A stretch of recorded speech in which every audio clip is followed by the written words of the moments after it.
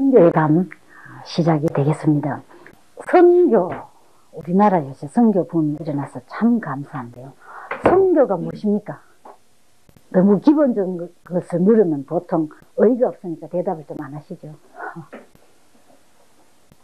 예수님께서 선교라는 말씀 사용하셨습니까? 그 단어를 쓰시지는 않는 걸로 알고 있고요.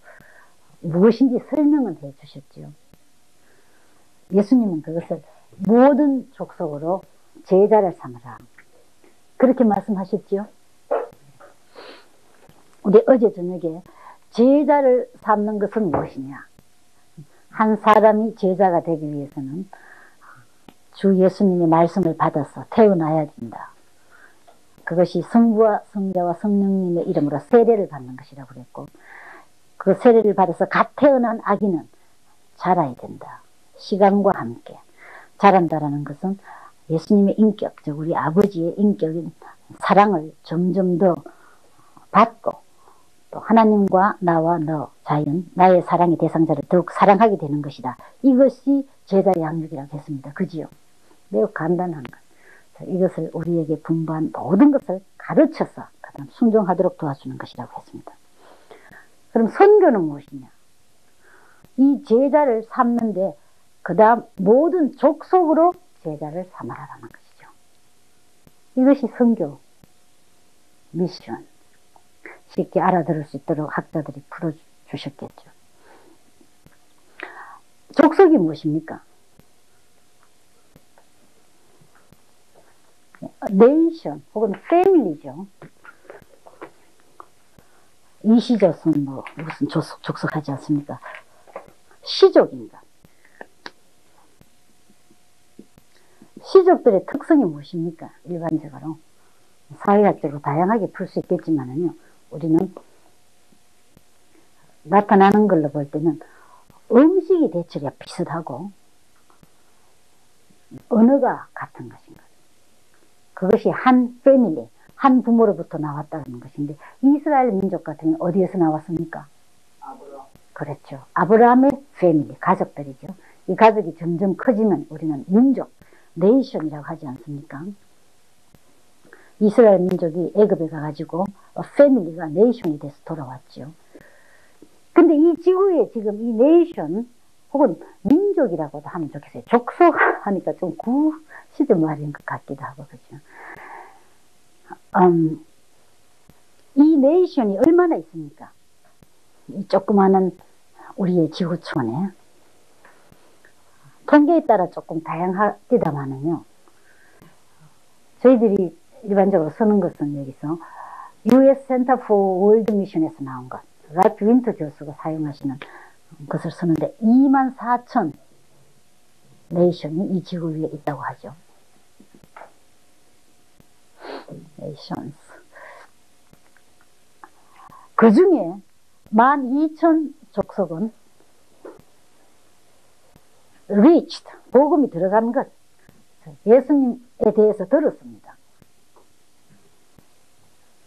그리고 다른 12,000은 예수님에 대해서 전혀 듣지 못했습니다. 우리는 이걸 unreached라고도 하지 않습니까?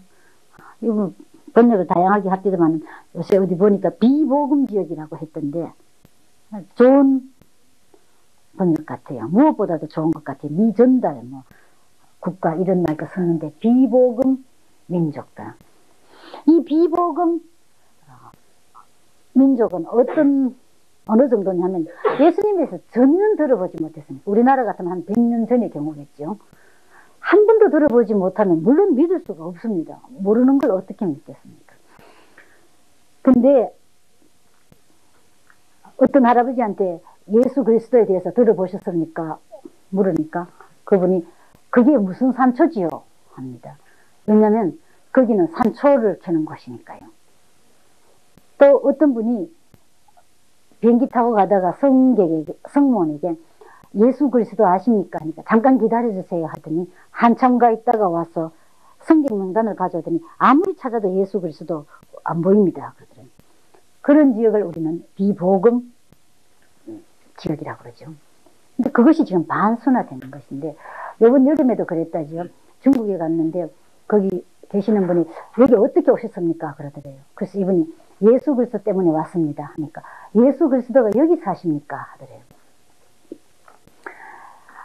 근데 민족으로 보면은 실제로 50% 정도가 전해져 있지 않지만 인구로 볼 때는, 개인으로 볼 때는 이 지구에 현재 1991년 현재로 지구 인구가 얼마입니까? 예? 54억으로 추정하지 않습니까? 정확하게 되겠습니까? 많은 세계보건기구 같은 데는요.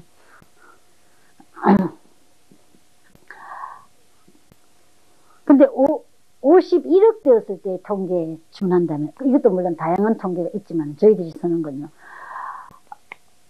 51억이었을 때 이것이 1988년이었죠. 51억 중에 개신교 신자 8억 5천만,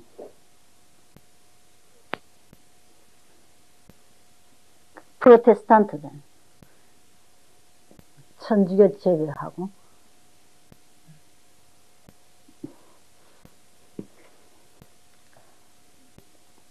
8억 5천. 이 중에 노미널 크리스천들 이 아닌 분들, 즉 1년에 서양 같으면 2번씩 교회 나가잖아요. 성탄절하고 부활절. 아니고 우리처럼 주님께서 계속 말씀해 주기 원하시고 또 우리 잘 듣고 싶어 하는 사람들, 이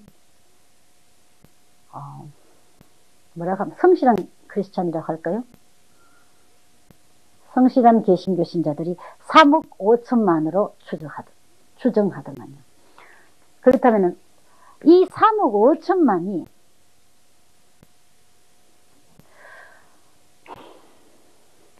이 5억을 영적 소생되도록 도와드려야 되고, 또 40 몇 억입니까? 47, 이걸 빼고 나면 얼마입니까? 42억 5천만 을 에게 예수님을 소개해야 될 지금 과제가 남아있는 거예요. 막대한 일입니다. 아마 이 상태로는 못 해낼 것인가요? 그런데 예수님은 또 된다고 그렇게 해야 된다고 그러시거든요. 어느 것이 맞는 것인가요? 우리 2000년대 되면은 지구 인구가 어느 정도 될 걸로 추산합니까? 공중보건학 박사님 계시는데, 제가 통계를 많이는 아니지만 좀 사용합니다만 그래요.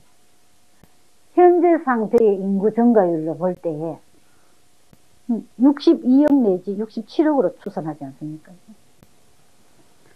그런데 현재 세계에서요, 기독교 지도자들이랑 빌 브라이트 박사님을 포함해서 열심히 노력하는 게 뭐냐면요, 2000년대 되면은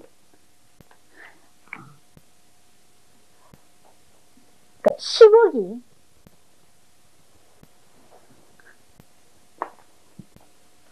예수님을 영접하기를 바라고 있다는 겁니다.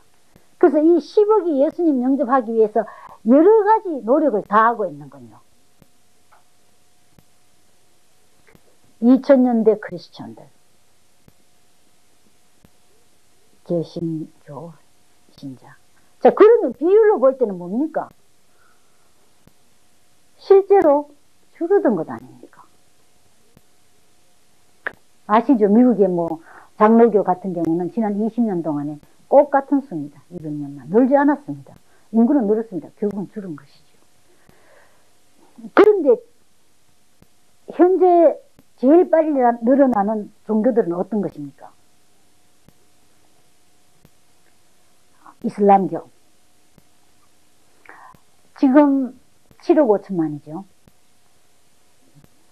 재작년에 그렇게 통계되어 있던데요. 근데 2000년에 가면은 지금처럼 늘어나면은 9억이 될 것인 거예요. 현재 우리 기독교인들, 개신교 신자들이 지금 비율로 늘어나면 9억이 되는 것인 거예요. 2000년대. 그래서 이 여러 가지 노력을 해가지고 10억을 만들어 보자라는 것입니다. 결국 무엇입니까? 우리는 열세에 몰려지고 있는 것인 거예요. 그리고 회계도들이 하도 급격히 늘어나니까요. 2000년대에는 미국의 유대인들의 수와 같아질 것인 거예요. 여러분 아시죠? 몇 년 전에만 해도 런던에 모스크가 340개 있었거든요. 그것이 3, 4년 전 통계입니다. 물론 런던에 그렇게 가장 많지 모든 것이 그렇지는 않겠죠. 런던을 이들은 서양 세계를 향한 센터로 사용하려고 하니까요.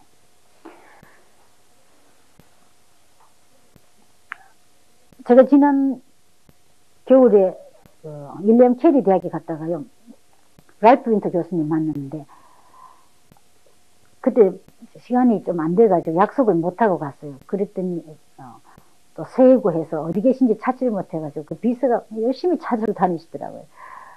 그래서 찾았어요. 집으로 전화하고 근데 그 다음 날인가 그날 2시에 강의가 있었어요.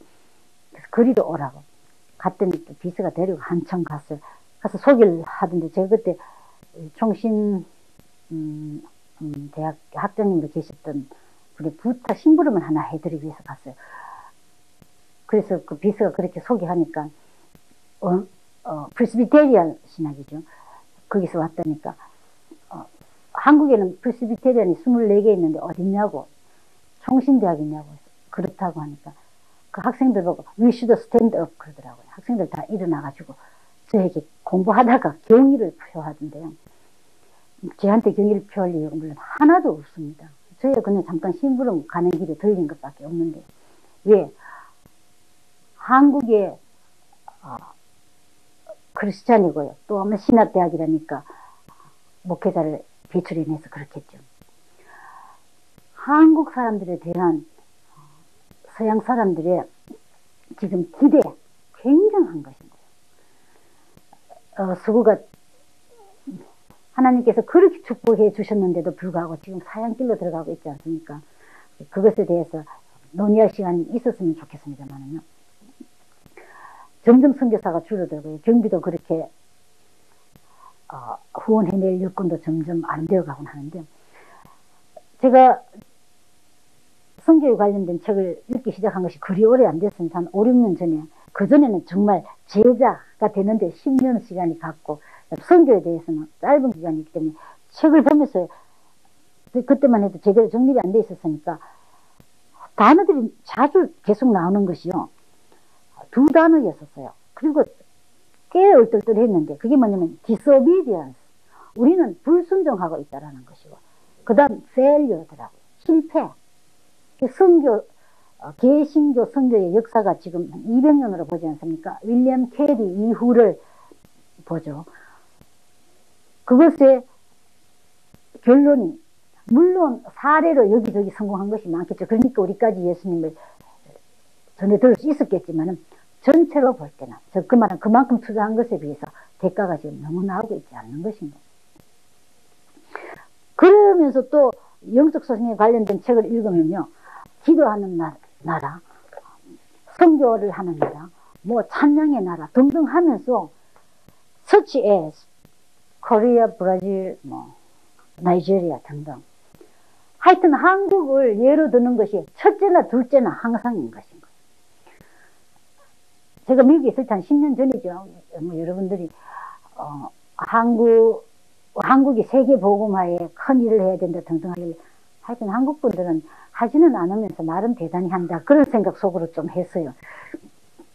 근데 자꾸 그런 말 들으니까 한 몇 년 지나가지고는 정말인가 싶어서 책을 서서히 찾기 시작했답니다. 근데 이제는 아니고 한 5년 전부터 너무나 확실한 것인 거예요.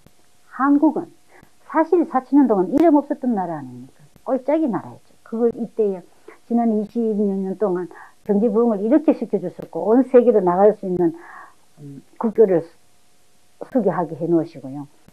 또 많은 사람이 이미 나가 있고 또 환영을 비교적 받고 올림픽 같은 거 저렇게 성공적으로 치르고요. 사위를 다 어떻게 할 수 있었겠습니까? 이것이 우리나라 사람들을 세계가 좋아할 수 있도록 여건을 만들어 놓으신 것이죠. 왜? 우리 주 예수님을 소개하라고 그렇게 만드신 거 아니겠습니까? 이 뭐 태폐풍조 일으키고 향락하라는 것이 아니고요. 그런 때문에 이 긍휼하면 이걸 한국 사람들 영광의 특권입니다. 근데 우리가 만약 이걸 위에서 주님 하셨는데도 못 알아듣고 하지 않으면, 목표 달성하지 않으면 계속 그렇게 축복하셔야 될 이유가 없지 않겠습니까?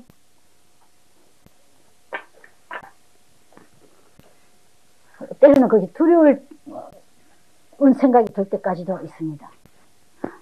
모르는 분은 모르지만 우리들은 압니다. 주 예수님을 만난 분들은 나에게 주신 건강과 시간과 또 뭐 학문이든지 뭐든지 간에 전부 아버지께로 받았기 때문에 가장 귀한 것을 위해서 서기 위해서 주신 것대로 서야 되는 것이겠죠. 그런데 지금 선교가 어떻습니까? 왜 서양에서는 실패다 자꾸 그러는데 우리들은 선교 시작한 지가 얼마 되지 않았지 않았습니까? 그런데 그럼 우리는 성공적으로 하고 있느냐? 한국 평가해 볼 필요가 있겠습니다. 한 10년 됐다고 보면 되겠죠, 우리나라 경우. 그 최근에 한 2, 3년 동안에 많이 나가기 시작했는데요. 만일 우리가 서양식으로 계속 한다면, 우리 좀 자주 그렇게 하지 않아요? 서양에서 버리는 거 가지고 와가지고 또 한참 하다가 보니까 또 안 돼갖고, 그 다음 또 어떻게 고치냐. 또 서양식에 실패하든지 해보는 거 또 가져옵니다. 이제 그럴 때가 끝이 난 것 같아요. 그럴 만한 시간적인 또 재원의 여유가 없다고 저는 생각합니다. 옳은 것을 해야 되는 것입니다. 바로 정확한 정보 위에서 성령님의 인도하심을 받아서 순종의 사람들. 제가요, 공중보건학에 있으니까 그 후에 헌신을 못했던 주요 이유가 물론 주님을 그만큼 사랑하지도 못하는 여건이었으니까 그렇겠죠. 부끄럽죠. 뭐 말할 수 없이. 그러나 또 하나는 무지했기 때문에, 또 하나는 사회 구조가 그렇게 돼 있지 않아서 공중보건한 사람이 주 예수님을 섬길 수 있는 곳이 거의 없더라고요.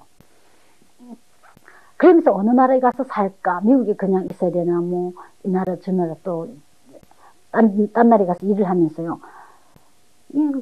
어디에 살지부터 어디에서 일할지는 물론이고 결정을 못하니까 갈등의 연속인데, 그럼 왜 한국을 마지막에 택했느냐 하면은요, 이 나라라고 생각한 것이, 어느 나라에 가도 이렇게 양질의 대량의 하나님의 사람이 헌신되어 있는 나라가 없더라고요. 지금 우리가 하는 일, 미국에서 할 수도 좀 있겠지만 하는 분들 많이 계시니까 제가 거기 있을 필요 없고, 또 다른 나라 뭐 필리핀이나 인디아 생각해 봤는데요, 또 살기도 좀 했고 거기서 못 해내겠는 거예요. 물론 제가 문화로나 언어가 맞지 않으니까 그런 것도 있겠지만 이만큼 양질의 사람이 없으니까요.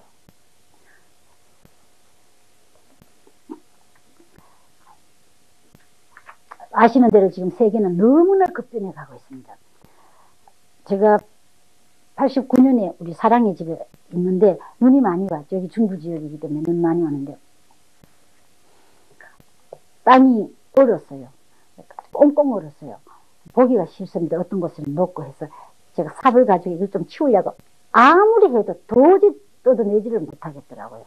그래서 보기 싫어도 포기했는데 며칠 후에 햇빛이 쫙 나니까요, 햇빛 속에 소낙비 오는 것 같은 소리가, 비 오는 것처럼 막 그러다가 밖에 나가보니까 소낙비가 온 마당 같더라고요. 물이 마구 흘러나가는 거. 그걸 한 이틀 하고 나니까 눈이 완전히 다 가버리겠고요. 땅은 새싹을 맞을 준비가 되어 있대. 그렇게 부드러운 땅으로 되어가는 거예요. 그와 함께 무슨 일이 있었느냐, 그때 불과 한 3개월 걸렸죠. 그 동구권이 마구 무너졌지 않았습니까? 우리 그때 뉴스 보기 정말로 급급했습니다.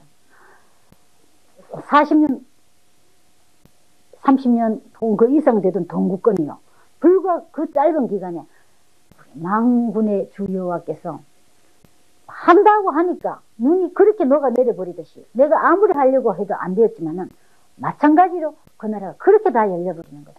그 나라들을 열기 위해서 우리는 그동안 뭐 했습니까? 서방 세계가 뭐 원조를 해보다가 에스피오나즈들, 그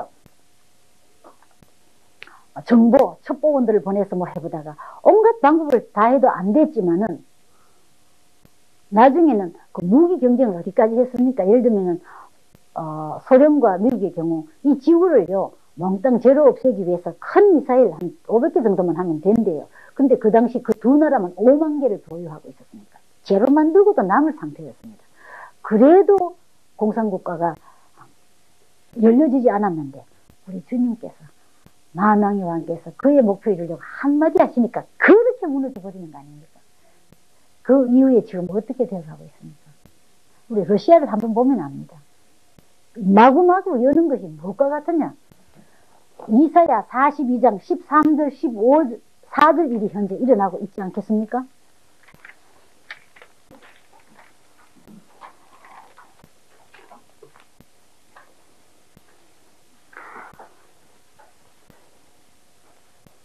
음성이 제일 좋으신 분께서 읽어주실까요?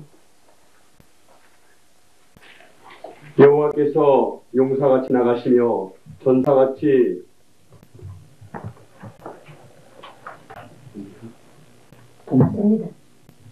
분발하여 외쳐 크게 부르시며 그 대적을 크게 치시리로다. 내가 오랫동안 고요히 하며 잠잠하여 참았으나 이제는 내가 해산하는 여인같이 부르짖으리니 숨이 차서 심히 헐떡일 것이다. 내가 큰 산과 작은 산을 황무케 하며 그 초목을 마르게 하며 강들로 섬이 되게 하며 못들을 마르게 할 것이며. 네, 맞습니다. 여호와께서 이때까지 조용히 계시는 것 같았지만 이제는요 용사같이 전사같이 분발하게 크게 외치는데요. Cry out 하면서 앞에서 대적을 무찌르시는 것. 지금 주 예수님 사령관이 우리 앞에서요. 지금 세계 역사를 그렇게 만들어 놓았지 않았습니까? 무엇하기 위해서? 우리들이 따라가면서 당신을 소개해내기 위해서. 근데 지금 보니까요.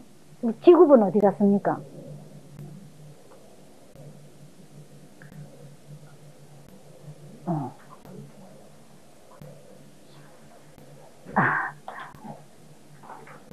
그 지구본에 안 열리는 나라가 이제 어디 있습니까?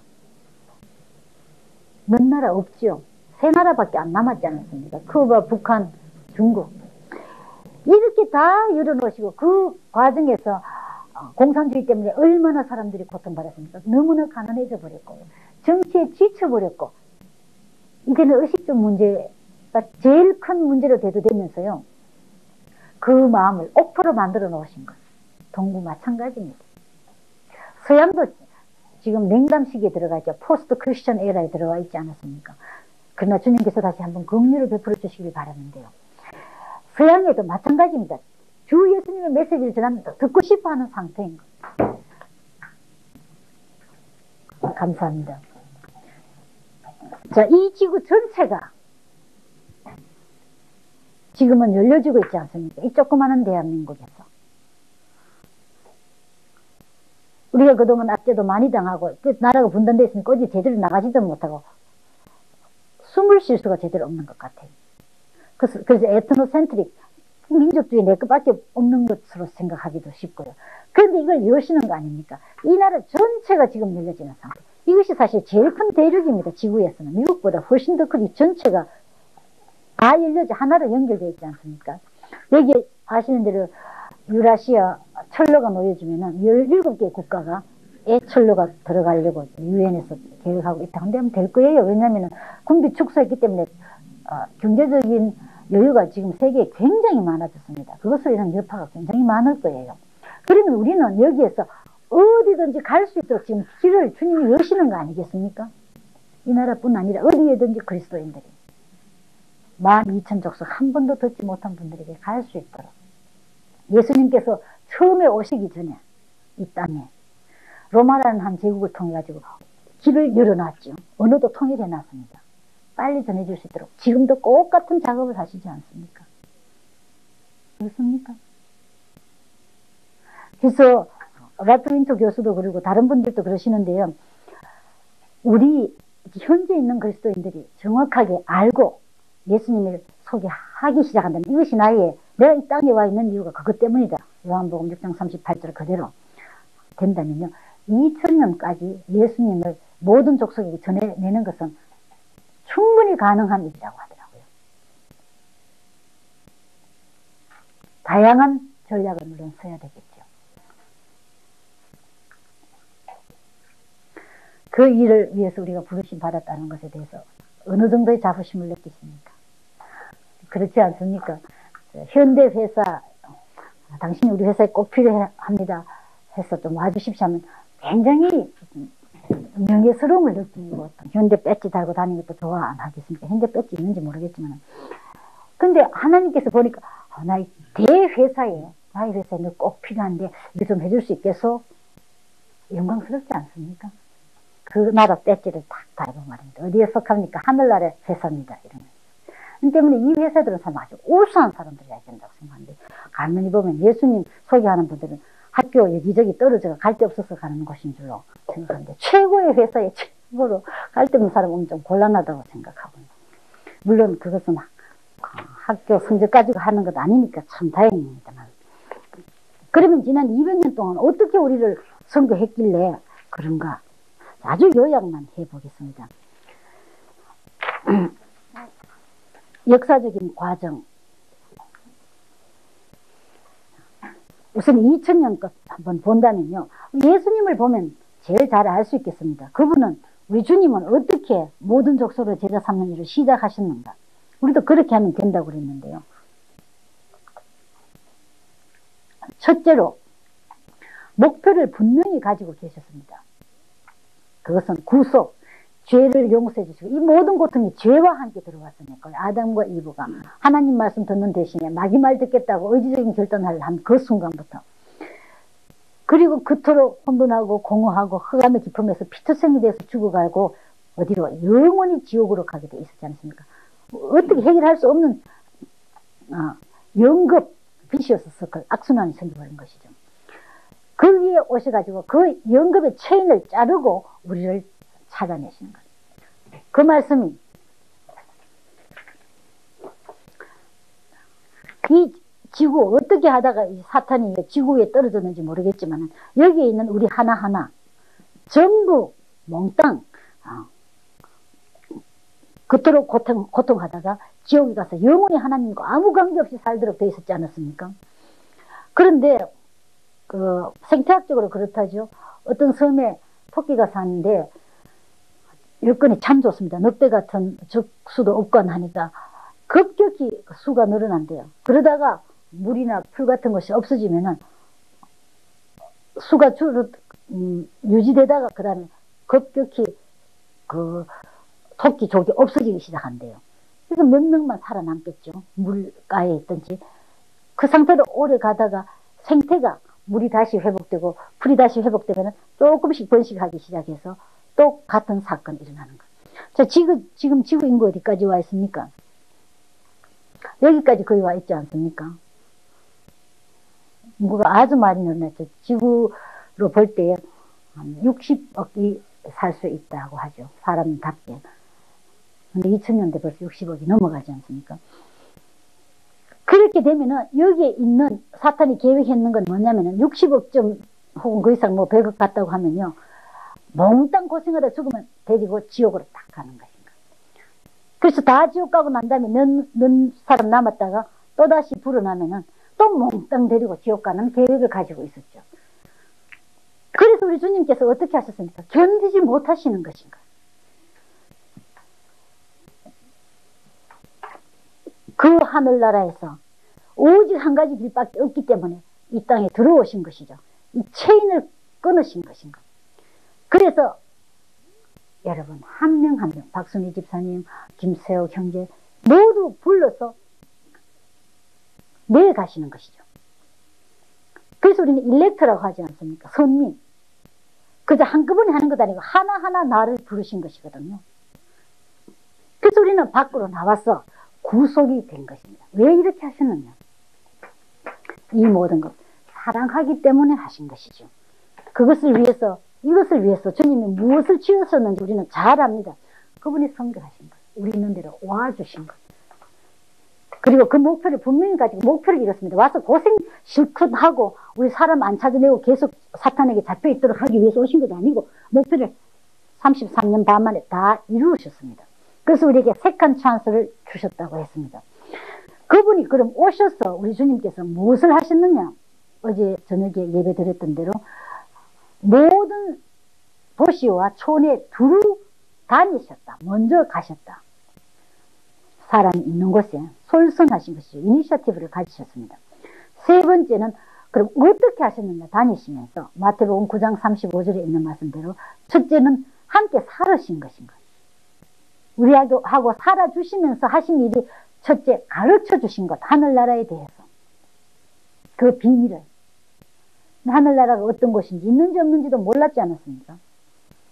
하늘나라에 직접 계시던 분, 하나님 자신 만드신 분 이야기해 주시니까 그거보다 더 생생하고 확실한 게 어디 있겠습니까?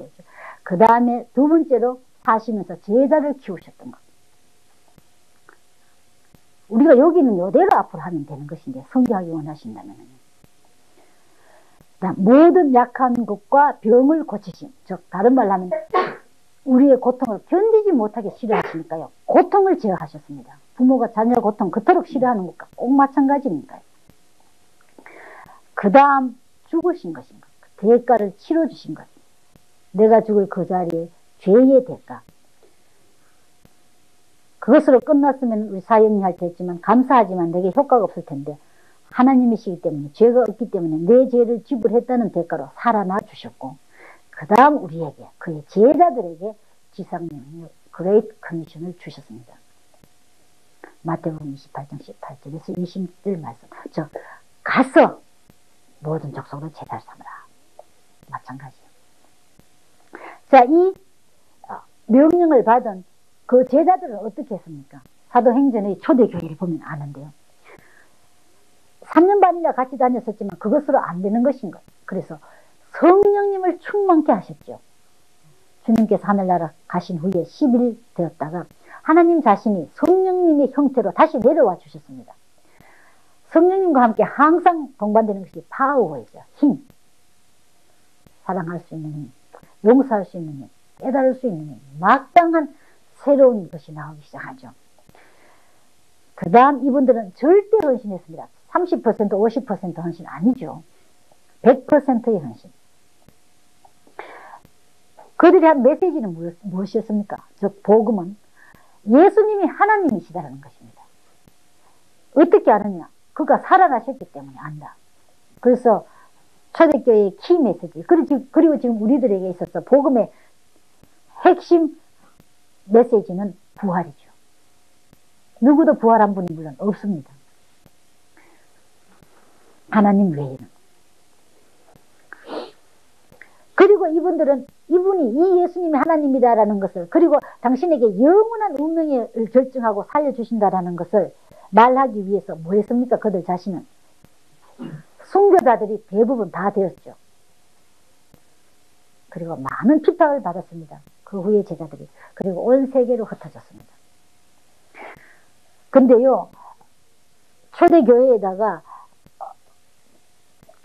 예루살렘과 유대와 사마리아와 땅끝까지 모든 제자를 삼으라고 하신 후에 이 핍박이 와가지고 어디로 갔습니까? 안디옥 쪽으로 갔습니까? 거기에서 복음을 또 전하기 시작한 그 기간이 13년 걸렸다고 그러거든요. 그때 분들이나 우리나 다 비슷하게 바보고 고집스러운 것 같아요. 가라고 하면 바로 갔으면 됐을 텐데 안 가가지고요. 꼭 고통이 와야지 나가는 것인가. 그래서 우리도 한국 분들이 이렇게 외부적인 축복을 받아서 안 나가면 이렇게 될런지도 모르겠어요.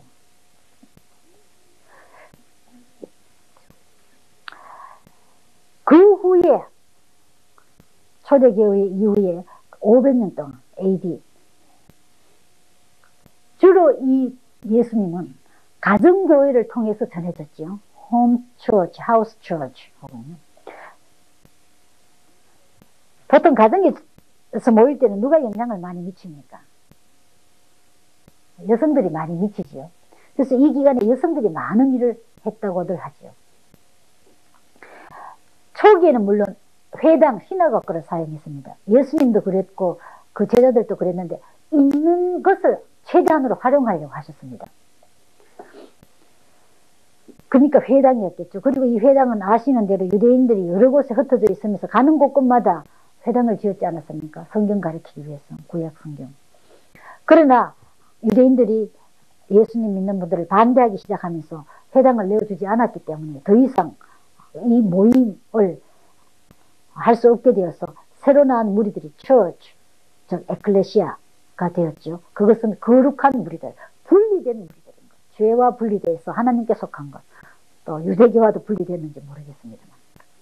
그럼 이 기간에 특별히 후반기에 들어와서 AD 500년까지 신학과 교회 조직이 형성됩니다. 잘 아시는 대로 콘스탄틴 대제의 기독교를 국교로 만드는 그 후의 일이겠죠. 이 당시에 물론 말씀드린 대로 여성들이 가정교회에서 주역의 역할을 했고요. 많은 순교자들이 그 이전에 물론 나왔습니다. 그 순교자들 중에 역시 여성들이 많다고 합니다. 지금 여성들 좀 강조하고 싶어요. 왜냐하면 지금 2000년대까지 예수님 전체 모든 족속에 전하기 위해서 몇 가지 전략이 반드시 되지 않으면 안 되는데, 평신도 자비랑 선교사가 돼야 되는 거예요. 이것이 대거 가동돼야 되고 여성이 대거 가동돼야 되는 것입니다. 그 다음 전략 방법들 다양하게 나와야 되고, 그 다음 지역사회 개발 기술들,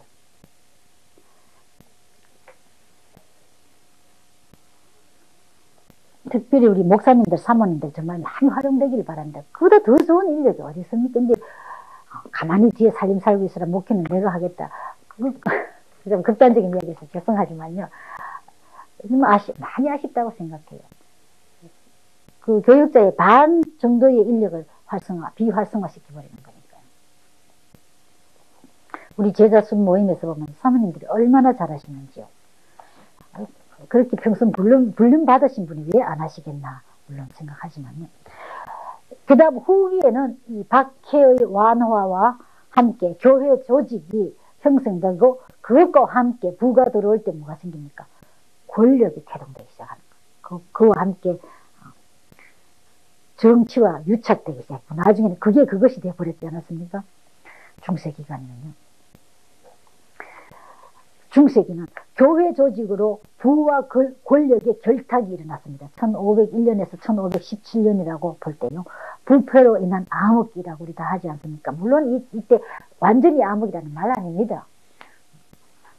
요새 많은 비평이 있긴 하지만 어쨌든 그 수도원을 통해서 많은 인재들이 배출됐고, 거기에서 선교와 지역사회 개발 기술들이 많이 개발되고 보유하고 있었거든요.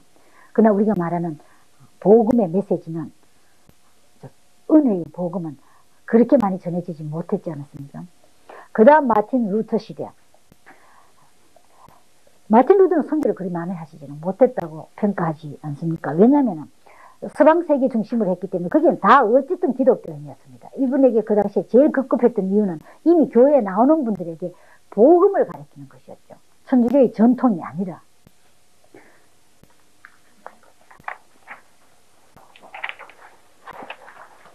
그 다음에 현대 선교에 우리가 잘 아시는 분들, 진젠돌 1700년에서 1760년까지 살았죠.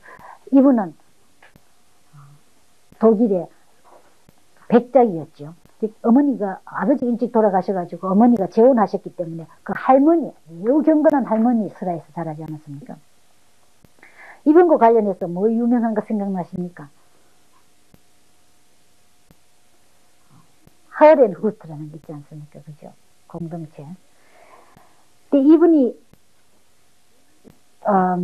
그 당시 독일에서 영향을 많이 미쳐주던 경건 주의자들 있죠. 스피너를 위시하여. 그분들이 영향을 많이 받아서 주 예수님을 무척 사랑했는데요. 좋은 교육을 물론 받았고, 근데 그 모라비안들이 그 보헤미아 쪽에서 대박해가 일어났지 않았습니까? 그래서 갈 데가 없는 민족이 되어버렸습니다. 여러분 보헤미안 하면 뭐 생각나십니까? 존 휴스 생각나죠. 그분들이 영국에서 위클립 그 후에 영향을 받아가지고 특히 영국에서 그 독일 남부로 전해졌죠. 복음주의가 시작됐습니다. 오직 믿음으로 우리는 하나님의 자녀가 된다라는 거죠. 근데 이분들이 다시 세력을 잃기 시작해가지고 갈 데가 없게 됐기 때문에 이때 진센돌프가 자신의 토지를 제공한 것이죠. 허렌호트. 그래서 모라비안들이 와가지고 공동체를 이루면서 거룩한 무리가 되었습니다. 얼마나 헌신한 분이신지 아직까지도 모라비안 최대 규모의 선교사들이었거든요. 그리고 일반적으로 모라비아는 어떻게 생각하십니까? 매우 검소한 생활을 했습니다. 그리고 기술들이 물론 있었고요. 근데 이분이 네덜란드에 갔다가 그분의 사촌인 결혼식인 걸로 알고 있는데 어떤 왕족이었어요. 그때 서인도에 그 미국 밑에 있는 나라죠. 기니아입니까? 에서 노예가 2명 와 있었는데 그 당시에 거기에 사는 사람들이 얼마나 힘이 드는지 얼마나 무지한지 가난한지 이야기를 해줬습니다. 그래서 견디지 못하는 마음이 있어서 이게 사람을 좀 보내야 되겠다. 그래서 보낸 분이 목수하고 도예공, 텐트메이커지요. 기술자들이었습니다. 이분들이 첫 선교사로 파송이 된 것이죠. 그분들이 가서 뭐 했습니까? 회사 만들었습니다. 그냥 살았습니다. 그리고 이 모라비안들은 세계 어디를 가도요, 무역다고, 그래서 수입을 많이 올리면은 그것 가지고 그 직원들과 그 주위에 있는 분들에게 복지시설을 잘 했어요. 지급도 물론 주고요. 그래서 사실 예수 문화 공동체가 일어난 것이었죠. 현재도 큰 회사가 있지 않습니까? 두 번째 보면 가장 오래되고 가장 큰 영향력을 미친 선교를 하셨는데요. 23명의 교원마다 1명의 선교사들이 파송되었다. 이분들이 캐나다의 에스키모인들과도 무역을 했는데요. 거기 가면 그냥 사는 것이죠. 에스키모들하고. 현대의 지금 서양 선교와는 훨씬 다른 것입니다. 이분들이 모로코에 선교사를 보낼 때는 갈 방법이 없었기 때문에 노예로 그냥 달려 들어갔습니다. 자원해가지고. 물론 이분들이 가서 거의 다 죽었죠. 아시는 대로 요한 웨슬리가 진젠돌프 모라비아들의 영향을 많이 받지 않았습니까? 그래가지고 독일에 가가지고 한 2주일 동안, 거의 2주일 동안 허렌 후트에 있으면서 어떻게 자신이 영적 소생을 하고 살 수 있을까 배우려겠지만 조금 차이점을 발견해가지고 그냥 돌아왔지만, 그 다음에 윌리엄 캐리, 개신교의 선교의 아버지라고 하시는 분, 구두기술자로서 동인도 회사원이 되어 인도에 갔다. 여기 다른 서적에서 가져왔는데 실제로 이분이 동인도 회사에 들어가지 못했더만 이분 자서전에서 보면은요. 이분은 교회의 사무원의 아들이었는데 무척 가난한 분이었죠. 그래서 학교를 12살까지 밖에 못 다녔지 않았습니까? 하나님 하시는 거 보면 너무나 신기하더라고요. 어째서 현대 선교사의 아버지가 이 당시에 요한 웨슬레니, 조지 윗필드 같은 분들 다 옥스퍼드 출신 아닙니까? 그런 가문에서 뽑지 않고 그 가난한 시골에서요. 이분이 나중에 베프티스트 침례교회에 선교사로 파송됐고요. 영향도 많이 받아서 영적 소생을 하는데 영향을 받았죠. 왜냐하면 그 당시만 해도 영국 교회가요. 점점 경직되어 갈 때였기 때문에. 그런데 스스로 아니겠지만 성령님에 의해 가지고 잘 공부를 하기 시작한 것입니다. 그래서 히브리어나 헬라를 그렇게 해서 배웠더만요. 이분이 구두 공장을 하니까, 공장도 아니죠. 구두 가게 자기가 만들면서 손이 얼마나 바울사도처럼 노동을 하니까 형편이 없었겠죠. 그 구두 가게에다가 세계 기도를, 자기가 만든 기도를 붙여놓고요. 공부하기 시작해. 내가 어느 나라를 지금 갈 것인가 인도해 주십시오 하면서.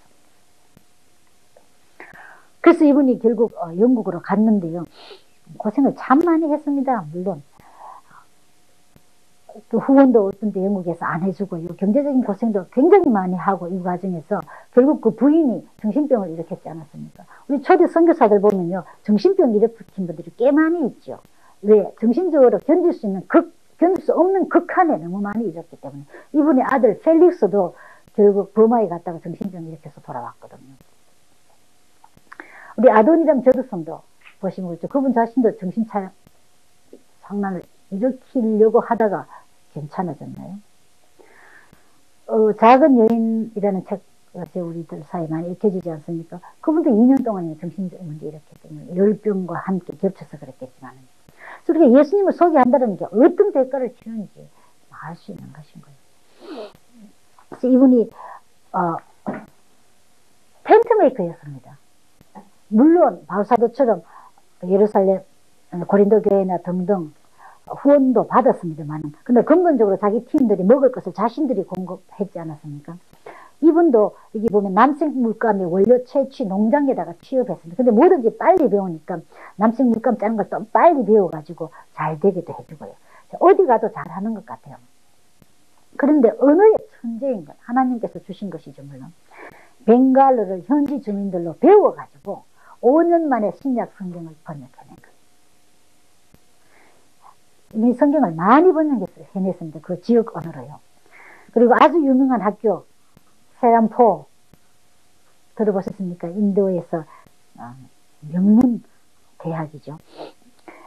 근데 이분이 그 세 팀, 아주 유명한 팀 있죠. 조아수아 마스맨 선생이었습니다. 이분이 학교를 설립했는데 그 학교에 그 세람포 있는데요. 서양 사람들이 아이들을 많이 보냈죠. 잘 가르친 학교를 알려주시고, 그리고 윌리엄 워드, WORD가 아니고 ARD입니다. 인쇄공인데, 윌리엄 캐리가 번역해내면 이분이 인쇄를 계속 해냈기 때문에 사역이 되었습니다. 언제나 사역은 함께, 우리 요새도 이야기하지만 한 사람의 영웅이 이제는 필요한 때가 아니고요. 많은 함께 사역하는 사람들이 공동체를 이루어야 되는 때겠죠. 이분들만이 세 사람 함께 안 했으면 결코 이렇게 못했을 겁니다. 영국인이 많이 적대감을 가졌기 때문에 그게 정착을 못해서 덴마크로 갔다가 이리저리 못 쓰는 땅을 개간해가지고 집을 지어놨더니 얼마 후에 또 쫓겨나고요. 그리고 도민도 회사에서 왜 그렇게 기독교인 선교사들을 많이 반대했는지 보호를 안 해주기로 해가지고 어떻게 합니까? 영국인으로서 그 지역에서 법적 보호를 받으면 뭐 간을 돌아가는 수밖에 없지 않습니까? 밤이 맞도록 그렇게 기도하고 병이 들 정도로 하곤 했는데요. 두려움에 떨리고요. 그러다 결국 덴마크에서 인정해 주었기 때문에 그 정착을 할 수가 있었습니다만, 그래서 덴마크가 참 축복을 받을 수밖에 없다고 생각 그때는. 그 신구약 성경 번역을 6개 지역 언어로 했고요. 산스크리트 언어학자가 되어 윌리엄 대학 교수가 되었습니다. 이 윌리엄 대학이요, 그 인도에 있어서 50년 동안 그가 살아있는 동안에 학문의 센터가 되었더만, 언어 학문. 그래서 정부에서도 공식 문서를 작성할 때는 윌리엄 캐리를 통해 가지고 작성하게 되는 거. 어떻게 자기 네이티브 랭귀지도 아닌데 가서 그만큼 해낼 수 있는 거예요. 사람 밤낮으로 그것만 생각하면 상당히 개발되는 모양이에요. 그때부터 이제 상류층에 들어가기 시작했는데요. 많은 봉급을 받았고 그 중에 96%를 선교비로 썼다고 했고요. 이분이 또 식물학계에도 매우 유명한 분입니다. 그래서 인도에 가도 영국에도 있지만은요, 윌리엄 혹은 캐리 길도 있고요. 기념 해서 길 같은 것도 이름 써놓은 것도 보고 한대요. 1000페이지의 문법책을 인도 말로, 산스크리트 말로 그 나라 문법책을 만들어낸 것이죠. 법률안을 작성했는데, 예를 들면 과부와 유아의 제사, 그 당시는 돈이 많으면 젊은 아내하고 결혼하지 않습니까? 그래서 그 아내를 남편 나이 많으니까 일찍 죽으면 같이 화장해버리지 않습니까? 그리고 여자아이들도 마찬가지입니다. 제사드리죠. 이걸 상당히 시간이 걸렸어요. 그러나 결국 폐지했습니다. 기독교 학교들과 교회들을 많이 설립했고, 현재 인도 선교의 기초를 놓은 분이죠. 말할 필요도 없이. 그리고 자비랑 선교의 사였습니다.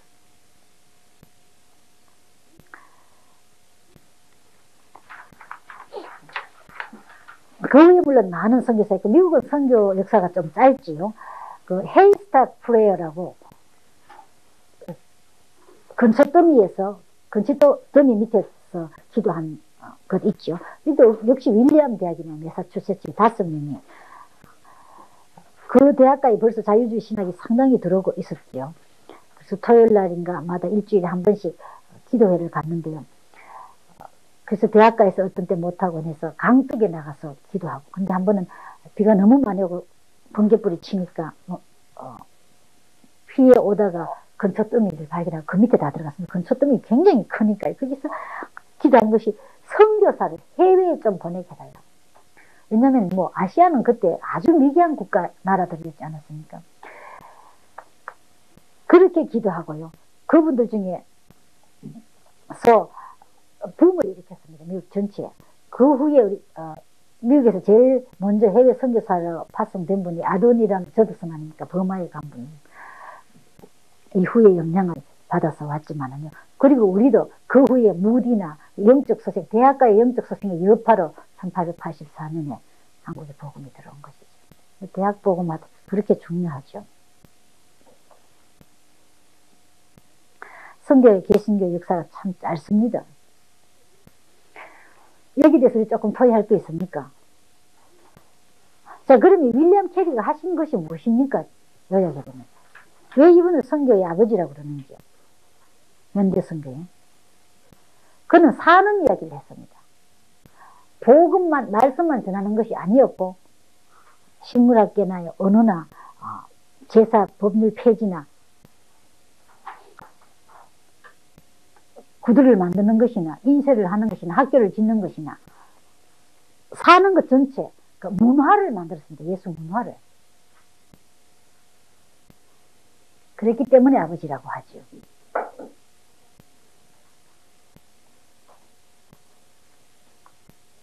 그래서 아시는 대로 윌리엄 케리 인터내셔널 유니버시티라고 들어보시는지 모르겠지만 역시 랄프 윈터 교수가 시작하신 것인데, 아시는 대로 지금 2000년대에 가면은 선교사를 120개국에서 받지 않을 추세 아닙니까?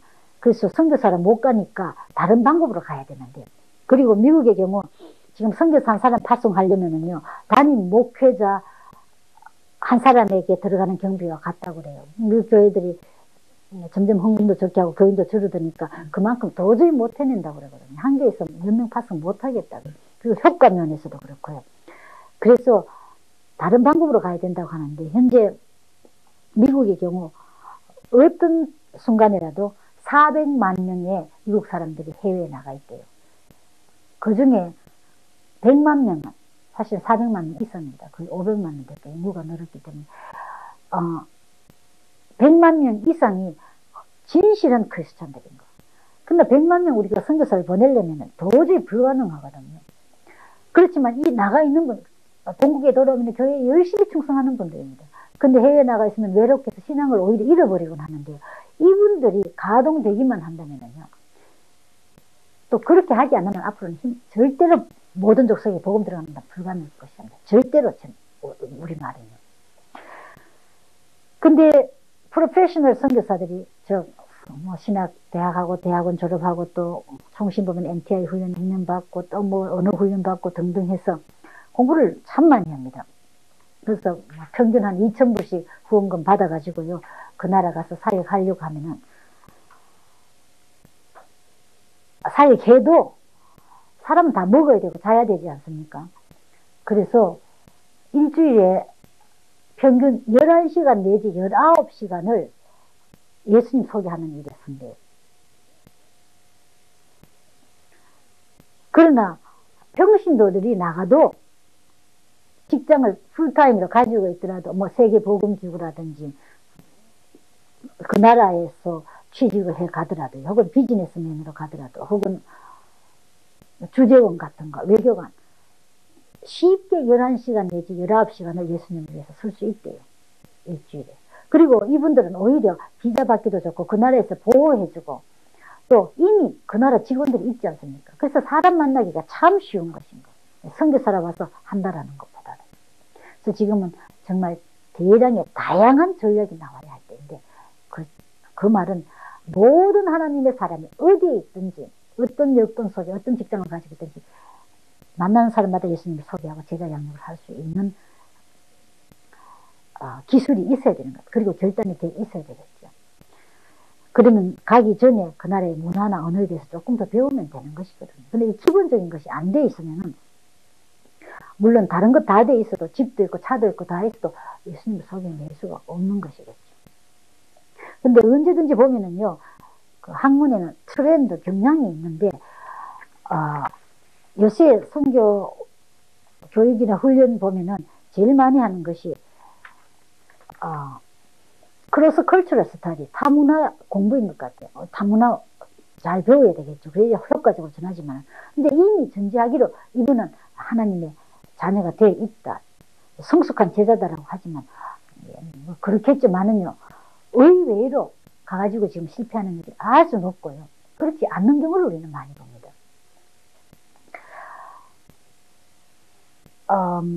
평균 우리 스트레스 유닛이요.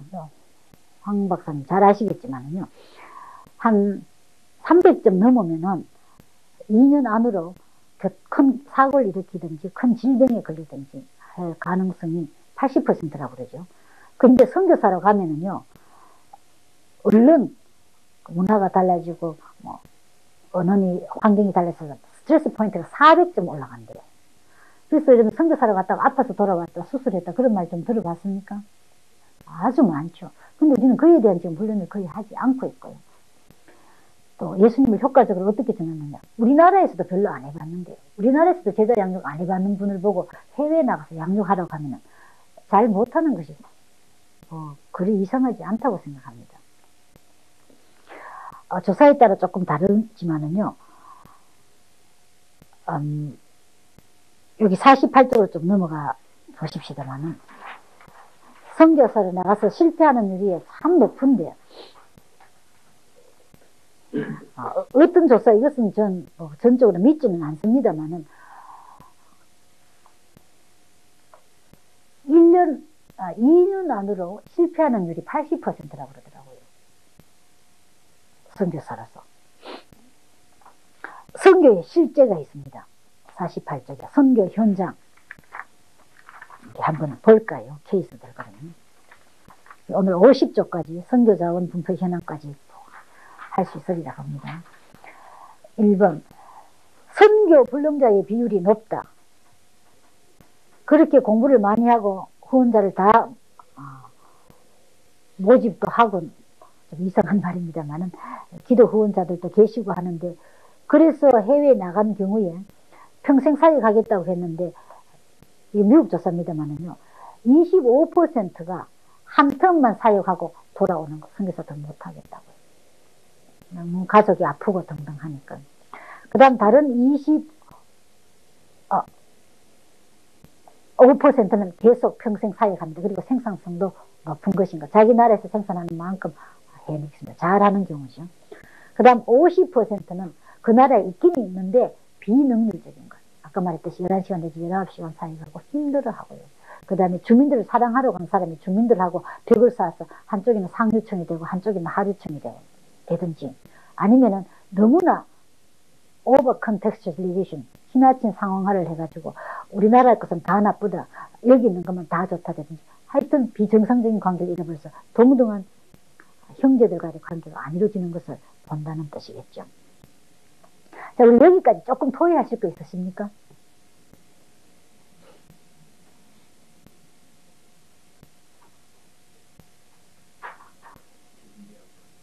기지개 한번 하시고요. 정말 예방학 하시는 분답게 감사합니다. 그것에 관한 한 우리 여기 개 집사님 계십니다. 개구리 집사님. 개구리 딴따고 우리한테 가르쳐 주셨기 때문에 개 집사님입니다. 예, 이리로 오시면 되겠군요. 앞에. 이렇게 큰 골리앗, 이렇게 작은 다윗, 누가 이길까? 누가 이길까? 누가 이길까? 누가 이길까? 글쎄, 글쎄, 글쎄. 글쎄. 하면 또 같아. 하나님 믿는 하나님 믿는 다 해줄 거야. 다 해줄까? 잼잼잼 할까요? 알아요? 어떤 거? 한 번 더 할까요? 네, 한 번만 더 합시다. 자, 이렇게 큰 골리앗, 이렇게 작은 다윗, 이렇게 작은 다윗. 누가 이길까? 누가 이길까? 누가 이길까? 누가 이길까? 글쎄, 글쎄. 글쎄. 엄마 그거 아까 하나님 믿는 하나님 믿는 다 해줄 거야. 다 해줄까? 네, 됐습니다. 잼잼잼도 했으니까요. 다시 선교가 어떻게 되는가 좀 보면요. 왜 이렇게 선교 불능자의 비율이 높습니까? 왜 그렇습니까? 여러 가지 이유들이 있다고 보는데요. 여기는 선교사 개인의 문제, 그 다음에 훈련의 문제, 후원의 문제, 선교지 자체의 문제, 제도의 문제, 외부 환경의 문제로 분류해놨습니다. 첫째, 선교사 개인의 경우를 보면은요, 그 중에 1번이 선교사가 영적으로 정신적으로 허약하다, 즉 성숙하지 못한 상태인 거예요. 어떻게 알 수 있느냐? 그가 선교사가 된 동기를 볼 수가 있는데요. 헌신의 결단이 되어 있지 않는 상태인 것인가. 이것도 저것도 좀 하기가 곤란하고 하니까 가는 경우를 보는데요. 또 요새 생기는 것 보면은, 물론 제가 이거요 정확한 통계에 근거한 거 아닌데 관찰에 관계하고 또 여러분들의 의견을 들으면서인데, 결정적이라고는 못하지만 그 여러 가지 이유들 중에 하나인 것은 확실한 것 같아요. 선교붐이 일어나니까 각 교회에서 사실 선교 헌금도 많고 하니까 그냥 다니는 것 같아요. 선교한다고. 제가 저번에 중국 가서도 그런 청년들 미국에서 와 있는 일을 봤습니다. 참 돈을 많이 써요. 미국에서는 청소하던 학생인데요. 이거 오니까 뭐 갑자기 중국에서 귀족이 돼버렸지 않았습니까? 그러니까 이 친구는 정말 평생 자기는 선교사 되는 걸 제일 좋아하는 것이 당연하다고 생각들더라고요. 이해갑니다. 둘째로는 하나님의 부르심이 없었어. 즉 주님께서는 안 불러주셨는데 내가 그냥 온 것이죠. 셋째로는 출세의 계기로. 왜 이걸 출세로 생각하느냐? 우리나라의 경우를 볼 때 특별히 해외로 나갈 수 있는 좋은 계기가 되는 것 같아요. 특별히 서양으로. 해외 나가기가 더 어려웠던 시즌에는 더 한 것 같아요. 그리고 자녀들이 외국에서 공부할 기회를 갖게 되고. 네 번째는 군중심리에 의해서. 다섯째는 도피로. 한국의 목회가 너무 안 되기 때문에 가는 것. 이런 경우들 혹시 보셨습니까?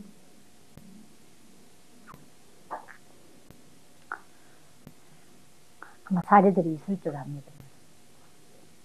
조사들도 있기는 있습니다,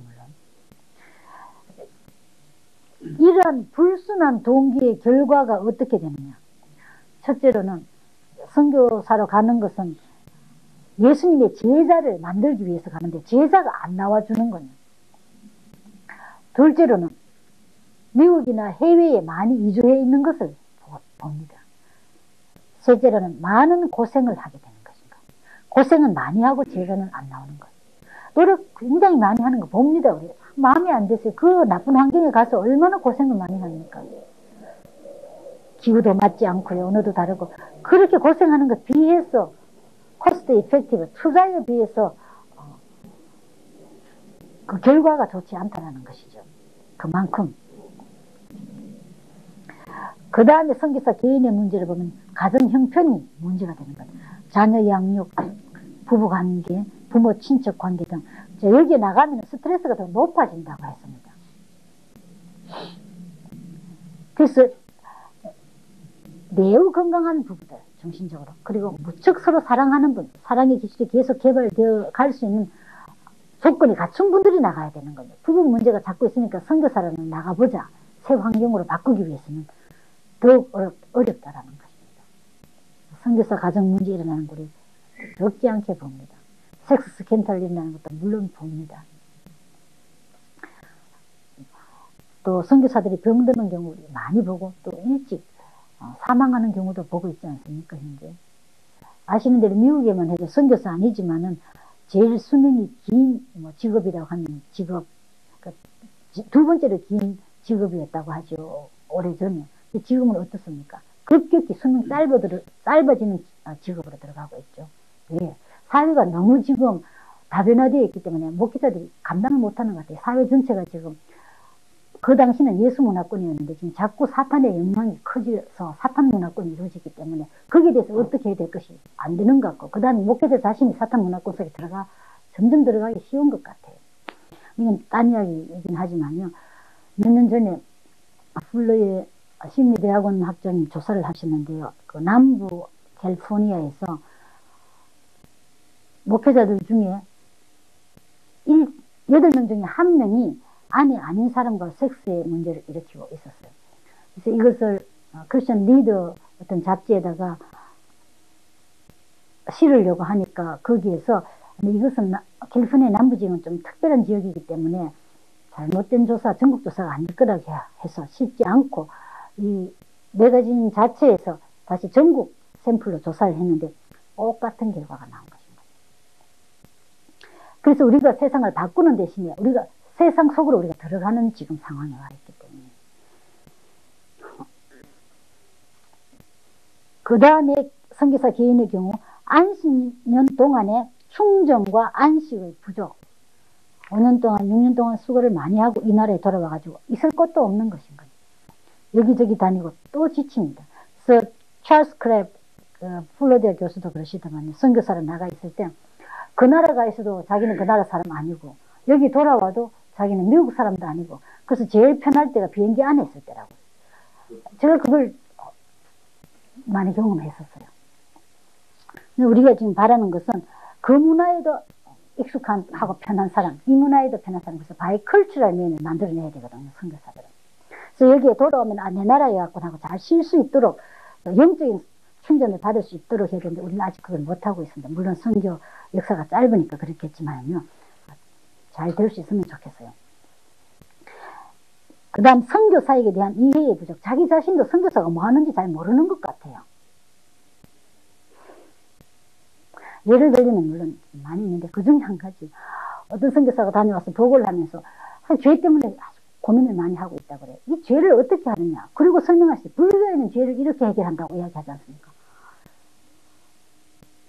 그렇게 해서는 선교사 잘 안 되죠. 물론 무엇을 하러 갖는 것이냐가 없었으니까요. 그분은 불교 선교사는 물론 또 아니고요. 그 다음 이렇게 실패율이 높은 두 번째 이유로는 훈련인데, 첫째로는 실천 선교의 훈련이 부족했던 것. 이유는 좀 됐는데 교실에서요. 그 다음 뭡니까? 사는 이야기 아닙니까? 우리 어제 이야기했듯이 풍성한 삶을 주려는 것. 내가 어떤 상황과 관계없이 풍성하게 살고, 또한 당신을 상황과 관계없이 풍성한 삶을 살 수 있도록 도와주는 사람들인데, 그것을 해봐야 되는 것. 풍성하게 살아봐야지 풍성하게 살 수 있도록 도와줄 수 있지 않습니까? 그러면 어떤 상황이든지 접해봐야지 어떤 상황에서든지 풍성하게 살 수 있는 걸 배울 수 있는데, 그걸 접해보지 않고 교실에만 많이 있다가 가기 때문에 선교사로 가시고도 또 교실에 자꾸 있으려고 하니까 학교는 잘 짓는 것 같아요. 그러나 주님의 자녀가 되도록 튼튼한 행복한 사람으로 잘 못 길러내는 게 문제인데, 예를 들면 요새 우리 훈련 받으러 해외로 잘 보내죠. 우리 국내에서도 조금씩 생기서 좋은 일입니다만요. 예를 들면 영국, 독일, 싱가포르 같은 데 잘 보냅니다. 그 나라는 어떤 나라들입니까? 서양 문화권이죠. 한국에서 서양 문화권, 영국, 호주 요새 또 많이 가고 미국도 마찬가지 등등. 이 문화 시프트가 상당히 힘든 것입니다. 언어도 그렇고 문화도 그렇고 아마 한국 사람으로는 가장 어려운 것인 것 같아요. 그래서 훈련받고 그 다음 보내주는 곳이 어딨냐, 여기 1년, 2년씩 있는데 일반적으로 어떤 지역에서 한 3개월 있으면 정신적으로 정착하기 시작한다고 그러거든요. 그래서 정착하려고 상당히 정착됐을 겁니다. 그러면은 선교지로 보내죠. 네팔, 벵글라데시, 매우 어려운 지역. 어떻게 여기에서 이 문화권으로 시프트 하는 것이 그렇게 쉽겠습니까? 무척 어려운 것이죠. 애를 많이 먹습니다. 그래서 가서 무슨 현상이 일어나는데 여러 가지 현상이 있지만 그 중에 몇 가지 보면 도저히 못 해내버리니까 그냥 상류층 사람이 되어버리는 것인가. 그 상류층이 우리나라의 중산층, 내가 살던 곳과 또 여기 있던 데와 비슷하니까요. 그리고 우리 후원 가지고 그렇게 살기가 무척 쉬우니까요. 원체 가난한 나라들이 많으니까. 그렇지 않으면은 그 속에 못 들어가니까 끝내 그냥 생존만 유지하다가 말아버리는 거예요. 그리고 아이고 이 나라 사람 가난하다 왜 이래 이러다가 사랑할 사람 보고 많이 비평하다가 그러니까 본득이 끝내 이루어지지 못하는 것이죠. 정신적인 결합 사랑해보지를 못하는 거예요. 서로서로 사랑은 항상 오고 가야 되는 거 아닙니까? 왜냐면 이렇게 되어 있기 때문에 같은 레벨을 서지 못하니까. 그러면 어떻게 합니까? 이분은 실패되겠죠. 제자가 안 나옵니다. 물론 어디로 돌아가겠습니까? 자기가 가장 최근에 돌아왔던 문화권으로 돌아가죠. 그래서 지금 미국에 그렇게 선교사로 나가 있던 분이 많이 와 있는 이유가 그것인가. 이걸 미국에 있는 분이 그러더라고. 우리 한국을 방문하면서 자기가 관찰할 거라고. 이렇게 하지 말고 왜 이렇게 하지 않느냐라는 거예요.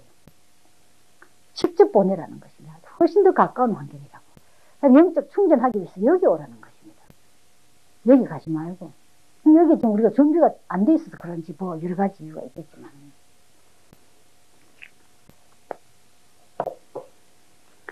자, 이렇게 보내면 경제적으로 얼마나 쉽습니까? 얼마나 쉽게 오고 가고 할 수가 또 있습니까? 뭐 적응하기 쉬운 것은 물론이고 언어도 마찬가지입니다. 많은 경우 우라랄타의 언어도 되고요. 배우기가 훨씬 쉽죠. 우리가 영어 배우기보다는. 그리고 우리 벵글라데시라고 하더라도 거기는 영어권이다. 실제로 영어권 아니거든요. 교육 수준도 높은 오피셜 공용어가 영어라고 하지만 시장만 가려고 해도 영어 갖고는 안 되죠. 벵갈리니까를 배워야 되고 필리핀도 마찬가지 따갈록을 배워야 됩니다. 그러나 우리는 영어 하는데 지금 시간을 뭐 몇 년씩 소모하고 있으니까 물론 하면 참 좋죠. 해야 되지만은 어느 것이 1차 어느 것이 2차인지 우선순위를 정해야 되고 그 투자하는 것도 비율을 정해야 되는 거예요. 어떤 분들 영어를 그렇게 열심히 하는 주요 이유가 거기 가면 협력사역을 해야 되기 때문에 우리가 안 통하면 협력사역 못하는데 협력 누가? 서양 선교사들입니다. 그러면 서양 선교사가 우리 협력하기 위해 가느냐 1차 목표가 이점은 우리 다 공부도 다 했습니다. 하면 하게 됩니다. 주님을 사랑하고 사람 사랑하면 다 주신 것 같아요. 근데 정말로 배워야 될 그 나라 언어를 안 배웠기 때문에 우리 서양 선교사하고 한국 선교사가 재밌게 이렇게 살다가 오는 것이죠. 계속 살든지. 물론 재미없으라는 말이 전혀 아니고요. 그 다음 훈련에서 정확한 지식을 넓게 얻지 못했다. 전체적으로 알지 못한 것인 겁니다. 그것은 선교와 선교사 개인의 삶의 현장에 관련하여 계속 교육의 부족. 그래서 선교 현장에 나가는 것과 할 수 있는 한 가장 비슷한 곳에서 훈련받으면 가장 좋지 않습니까? 의사가 되려면 병원에서 환자를 보면서 훈련받는 것이 제일 좋지. 의사가 호텔에 가서 훈련받으면 제대로 안 되지 않아요? 마찬가지일 겁니다. 그 다음 후원 문제. 첫째, 경제적 후원의 지나친 부족으로 오는 심한 스트레스. 우리 이렇게 당하는 분 많이 봅니다. 물론 현재 이름도 없이 빚도 없이요. 너무 심해서 정신병 일으키는 경우도 보죠. 절대 그렇게 되지 않도록 물론 해야 되겠습니다. 두 번째, 영적 환경의 악조건, 기도 후원의 부족과 동력자의 부족. 그래서 선교사로 나갈 때 저도 부탁드리고 싶습니다만 많은 책의 조사도 같은 결과 아닙니까? 결코 혼자 가지 말라는 거예요. 최소한 2사람 가든지 앞으로 더 좋은 것은 제 생각에 공동체로 가는 것이 아니려면 한 5, 6명 같은 것이죠. 가서 자신들도 거기서 살고 생활할 수 있는 여건을 만들려고 농사도 짓고 해서 윌리엄 캐리도 그런 방법을 썼죠. 그 다음에 그분들도 살 수 있는 여건을 만들어드리는 일을 할 수 있더라고요. 저도 여기에 있으면서 가장 어려웠던 것이 무엇이냐면 혼자 있는 것이더라고요. 양쪽 다 오고 가고 하면서. 왜냐하면 우리가 밥을 다 먹어야 되는데요. 한 사람 먹기 위해서도 1시간 서지요. 하고 치우고 하면. 근데 5사람 먹기 위해서도 1시간 한 10분만 하면 되거든요. 그래서 훨씬 더 많은 일을 할 수 있을 뿐만 아니라 정신적으로 하나님께서 원래 사람은 혼자 살도록 안 만들었기 때문에. 어떤 책에 보니까 never 또 혼자는 가지 마라 그렇게 되어 있더라고요. 세 번째, 후원자의 기대를 채워야 함. 하나님의 기대 대신. 후원자들이 무엇을 요구하십니까? 그분들이 배운 대로 요구할 겁니다. 자, 교인 몇 명 모이느냐 물을 수도 있을 것이고요. 모이는 것도 있지만 안 모이는 수도 있을 겁니다. 다른 형태로 사역해야 될 수도 있습니다. 또 어떤 분들 지금 문화 대중매체 무척 중요하죠. 그런 것 하면은 왜 그것을 하느냐, 빨리 저 복음을 부르는 분들이 가서 예수님 소개해서 세례받게 해야지. 상황이 다른데요. 그러다 보면 보고가 다르게 서해질 수 있고요.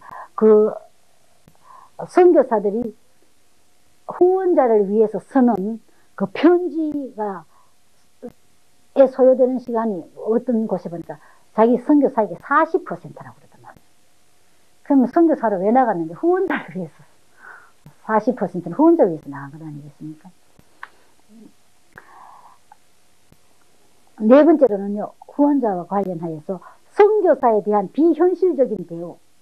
선교사가 되면 갑자기 사람이 아닌 것을 저 위의 사람으로 생각하기 시작하는 거예요. 특별히 한국에 그런 경향이 좀 있는 것 같아요. 그래서 자기 자신의 아이덴티티, 정체성 문제이란다. 내가 지금 뭔가 싶어가지고요. 그래서 그분들이 나한테 해주는 대로 나도 해야 되는가 싶어서 거기 맞춰보려면 또 안 됩니다. 불편해지기 시작하죠. 서로 불편합니다. 네 번째, 선교 불능 비율이 이렇게 높은 것, 선교지 현황입니다. 그곳에는 문화 충격이 많습니다. 물론 너무나 사람들이 다 한 번씩 해외 선교 가보시길 바랍니다. 단기 선교라도. 그래서 저희들도 선교 공유여행이 있는데요, 어떤 조사 보니까 한 번 단기 선교 나가면 가신 분들의 10%가 헌신을 하고 두 번 나가면 20% 하고 한다고 하대요. 한 번씩 가시면은 보는 것이 너무나 다른 것인 것. 언어, 생활 습관, 집, 기후, 음식, 외로움, 정치 등 스트레스가 쌓이기 시작한다고 그랬습니다. 근데 거기 오래 있다가 우리나라에 또 돌아오면 리버스 컬처 샥이 생기죠. 문화 충격이, 반 충격이 또 일어나는 거예요. 그러니까 나는 누군가 되어가지고요, 제대로 생산을 못해서 MK라고 하죠. 미셔너리 킷.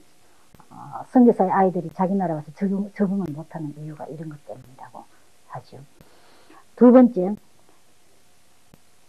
선교지에 있는 주민이 영적 준비가 안 돼 있는 상태인 것. 어렵습니다. 물론 어느 정도 적대가 심하냐, 때로는 심한 핍박과 정대로 죽이지 않습니까? 우리 주님께서 오시고 지금까지 크리스찬이 80억이었다고 하죠.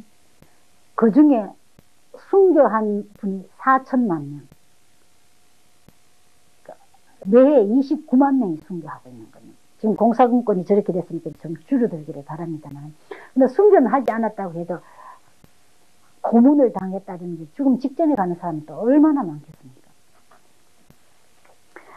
그다음 선교지의 현황. 네 번째로 동력자들의 인간관계, 정신적인 결합이 안 되고 있는 것.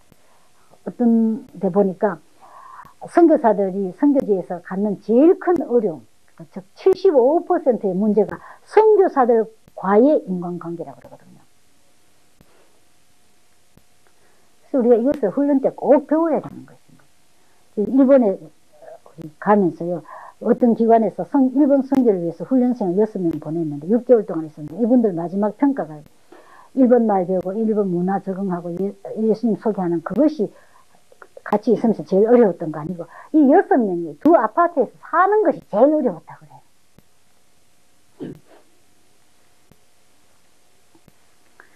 참 아이러니하지 않습니까? 그죠?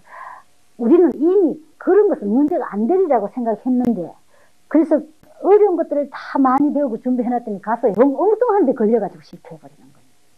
이게 간단한 문제부터 먼저 해결하고 들어가야 된다고 저는 생각합니다. 그 다음에 제도 문제.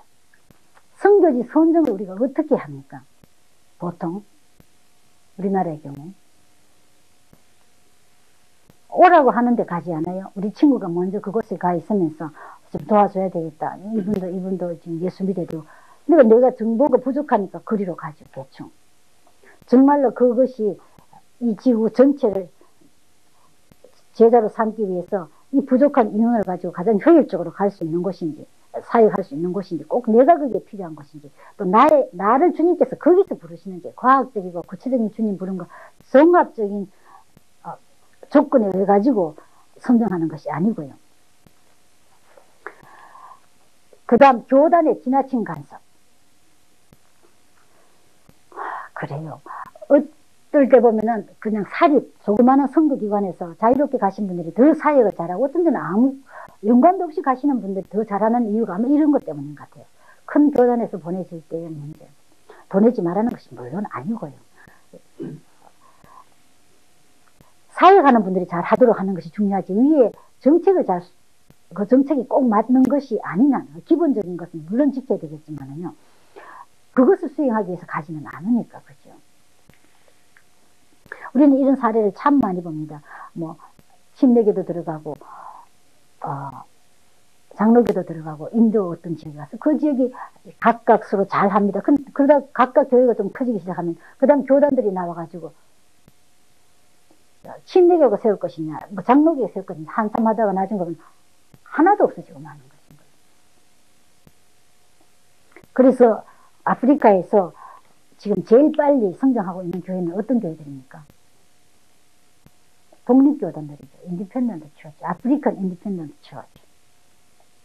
서양식으로 하지 않겠다는, 성경식으로 하면 되겠죠, 물론. 항상. 그래서 서양에서 역사가 깁니다. 좋은 것 해야죠. 계속 전승해야지. 좋은 것 하나 나오기 위해서 많은 세월이 갔습니다. 그러나 좋지 않은 것 빨리 없애면 되지 않겠습니까? 그 다음에 외부 환경, 서양 선교사와 선교기구의 부정적인 영향, 세상의 가치관의 준함. 우리 선교사가 나가가지고요, 서양 선교사들과 일하면서 좀 전에 이야기했지만은 거기에서 사여놓은 좋지 않은 것까지 받아들여 버리기 시작하는 것인 거죠. 이런 사례 많이 봅니다. 꼭 이분이면 해낼 수 있으리라 싶었는데 가서 불과 1년 8개월인가 있다가 돌아왔는데 많이 변해서 돌아왔어요. 서양 선교사들이 우리에게 했던 것처럼 그가 그 선교지 주문에 하고 왔던 것인 거예요. 그래서 저 정도는 신뢰고 저 정도를 훈련했던 사람이 저렇게 빨리 변할 수 있다면 그 정도 안 된 사람은 얼마나 더 빨리 변할 수 있을까 생각해 본 적도 있었습니다. 그래서 우리가 선교사를 나가지고 나중에 함께 사역하는 분들이 국제기구들이 많이 나와 있죠. 그 국제기구 월급을 많이 받는 곳에서 와 있는 그분들하고 나를 같은 수준에 놓기 시작하는 거예요. 그래서 그분들하고 동력을 해나가면서 나중에 나는 국제기구의 직업인처럼 돼버리는 것도 본 적이 있습니다. 생활 형태도 물론 그렇고요. 그 다음 여기 사례가 쭉 있는데요. 허드슨 테일러는 어떻게 했던가?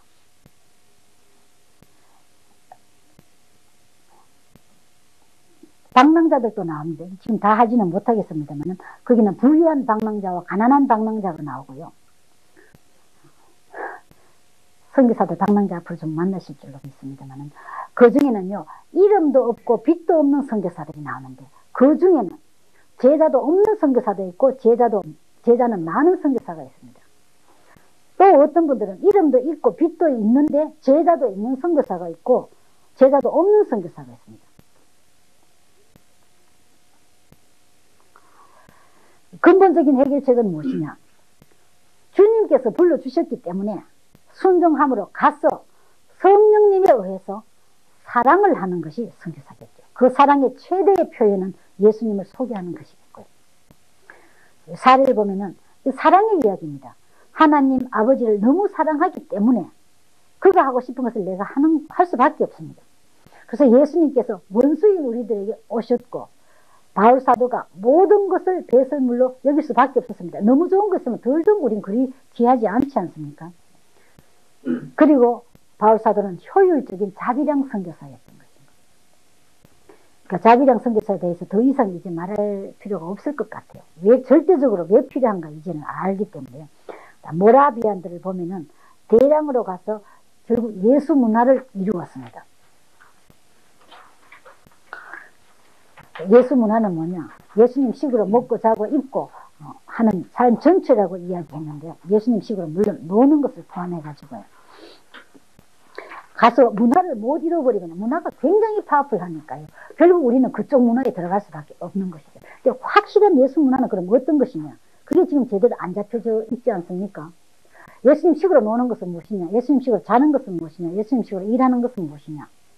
만약 이것만 확실해진다면요, 우리는 빨리 점령해 나갈 수 있을 것 같아요. 세상식으로. 세상식으로 하는 것은 어떤 것이냐? 우리 참 잘합니다.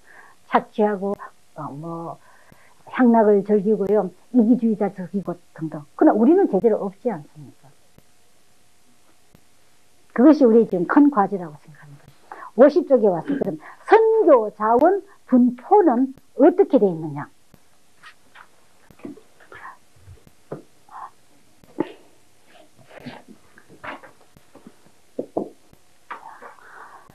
우리 세계라고 볼 때요, 이 인구가 51억이었을 때의 조사입니다. 여기 US Center for World Mission에서 나온 조사인데요. 현재 이 A라는 나라 복음 미전달 지역, 비복음 지역, unreached people, 인구가 13억. 거기에 소말리아, 아라비아, 아프가니스탄 등등에 나가 있는 해외 선교사는 1000명. B 지역은 예수님은 소개됐습니다. 그러나 기독교 국가는 아직 아닌 것. 한국도 여기 들어가 있고, 일본 같은 인구 1억 3천만 중에 주일날 교회에 나가는 개신교 신자는 23만 정도지요. 근데 그분들이 예수 23만 밖에 아닌데다가 이분이 예수님을 열심히 소개하는 분들이 또 아니지요. 사회복지 같은 데 관심도 많고요. 그렇지만 이 지역에 들어가 있습니다. 어쨌든 그 인구가 17억, 그 인구가 21억, 선교사는 2만 명이 파송되어 있습니다. 여기는 복음 지역, 예수님이 잘 소개됐을 뿐 아니라 그것이 문화로 형성되어 있었던 나라들. 기독교 국가. 인구 17억이고 선교사는 24만 1,300명이 나가 있는 것입니다. 그리고 여기 안에, 서클 안에 보면은요, 가장 많이 나가 있는데 한국, 인도, 필리핀, 케냐 이런 데 어떻습니까? 한국 포함해서. 기독교인이 비교적 많은 나라고 스스로 다 거의 해결할 수 있는 나라입니다. 필리핀 보고 어떤 분은 말이 세계 선교의 전시국 같다고 그러더만요. 온갖 사람들이 다 와 있는 겁니다. 한국에서 필리핀이 지금 제일 많이 나가 있지 않습니까? 경비는 우리가 어떻게 쓰고 있느냐? 1988년에 우리 세계에 있는 기독교인들이 헌금한 것 전체가 제가 기억하는 대로 1,450억 불이었죠. 그 중에 90%를 우리 기독교인들이 자체 내에서 쓰는 것인가. 예를 들면 세미나하고 또 세미나하고 또 수련회 가고 또 차 사고 빌딩 짓고 다 물론 필요한 일이겠지만요. 그리고 그 중에 10%를 선교비로 쓰는데 그 10%의 99.9%를 이 복음 전달 지역 그리고 기독교 국가에 쓰고 있는 것입니다. 그 다음 0.09%를 복음 전달, 복음 지역, 그러나 기독교 국가는 아닌 지역에 쓰고 있고요. 0.01%를 비복음 지역에 현재 쓰고 있는 것입니다. 이렇게 인력 자원이나 재원이 분포되는 한 결단코 모든 족속으로 제자 삼는 일은 일어나지 않겠죠. 어떻게 생각하세요?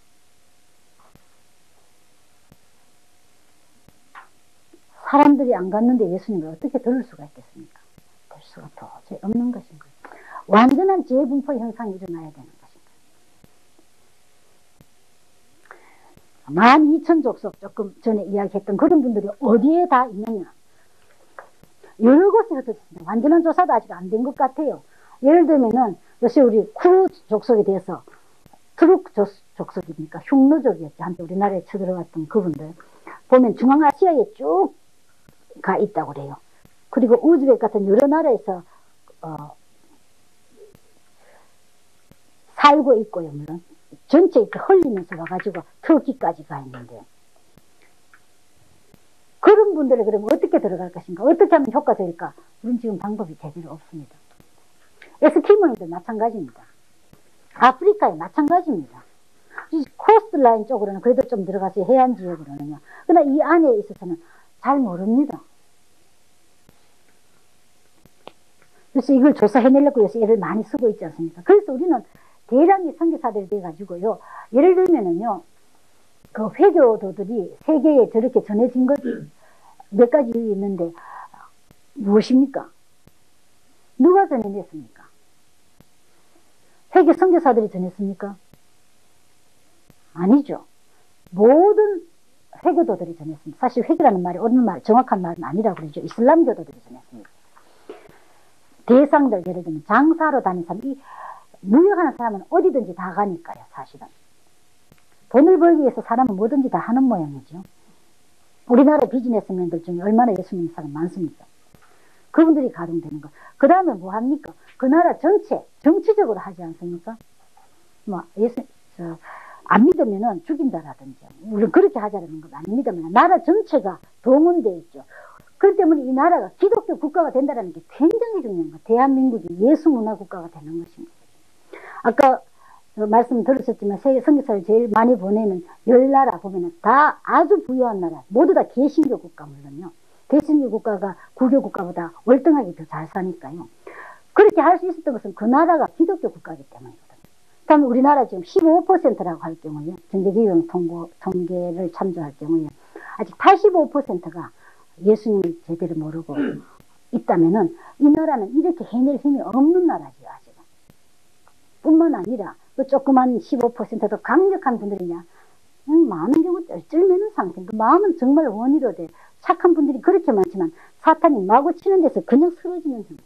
그래서 코리텐부 말씀처럼요, 너무나 많은 하나님의 사람들이 전부 다 드리고 너무나 조금 받는다라는 것인가. 왜? 하나님께 다 드렸지만 하나님께서 다 주고 싶어 하시는데 마귀가 그 사이에서 다 빼앗고 있는 것을 보지도 못하는 것이죠. 영분별도 못하는 것입니다. 아버지께서 나한테 주신 것,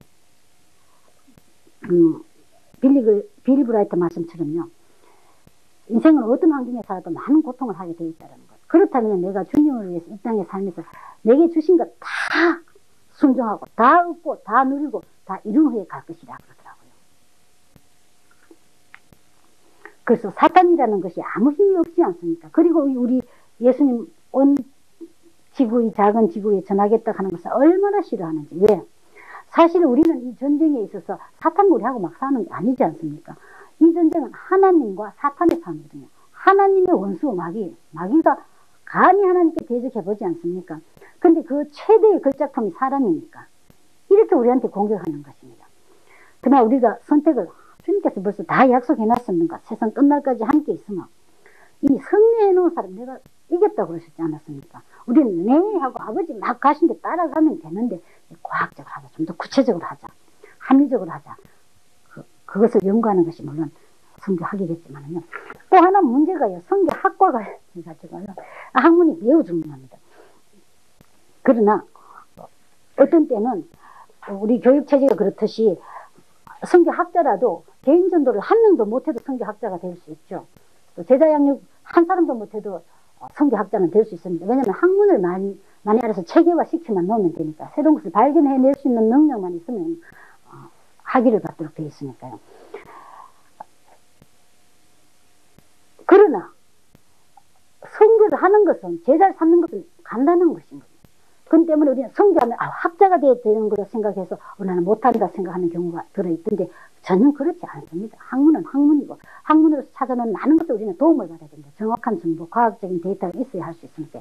그러나 그것을 구현화시켜내는 데는 프랙티셔너, 실제로 하는 사람이 있어야 되는데, 여기서 계속 말해오듯이 이 정보를 할 수 있는 사람들이 잘 받을 수 있도록 커뮤니케이션 채널, 좋은 전달 체제를 만들고요. 그 다음에 대거 움직이는 일이 지금부터 일어나야 되고, 자원부포가 합리적으로 지금 되어 주어야 되는데, 큰 과제가 우리 앞에 남아있는 것이죠. 영광된 과제. 이것을 위해서 주님께서 여기에 있듯이요, 굿럭 가서 잘해봐 행운을 빈다. 그리고 너 하는 것에 따라서 내가 나중에 상부를 주마가 전혀 아니고 이것은 나의 일이다. 너와 함께 내가 세상 끝날 같이 가자. 내가 할 테니까 너가 예스 해다. 그겁니다. 이 성경에 대해서 조금 더 토론하실 거 있으신지요?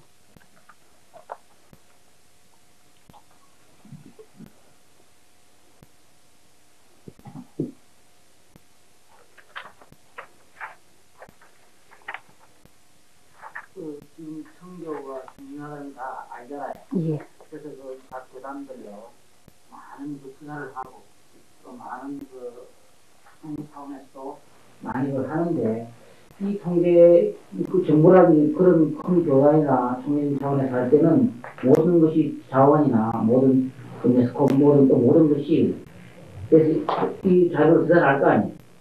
그리고 이런 분포 안다 말씀입니까? 예, 이 자료를 안다고. 네, 이 자료를 안다면 그에 대한 대처 방안이라든지. 근데 역시 이 자료 나온 곳에서 조사한 거 보니까요, 선교 현장에 있으신 분들이 또 정책을 수립하는 분들의 97%가 현재 나오고 있는 정보를 모르고 있다고 돼 있더라고요. 이게 뭐냐면 이 정보들 나오는 것은요, 저도 이거 작년에 구입한 정보거든요. 미국에 갔다가요, 여기 학문 정보가 나오는 곳 있습니다. 그 다음에 여기에 실제로 하려는 사람들이, 해야 되는 사람들이 있는데 전달이 지금 제대로 안 되게 되어 있는 거예요.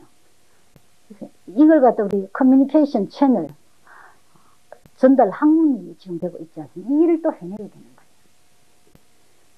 거예요. 정보화 시대를 하면서 알고는 있는데요, 그게 안 되는 거 그게 있다. 그걸 물으신 것 같았는데, 그래서 지금 보기로 우리나라 선교기관이 얼마 전에 1000개가 있잖아요. 좋은 일이겠죠.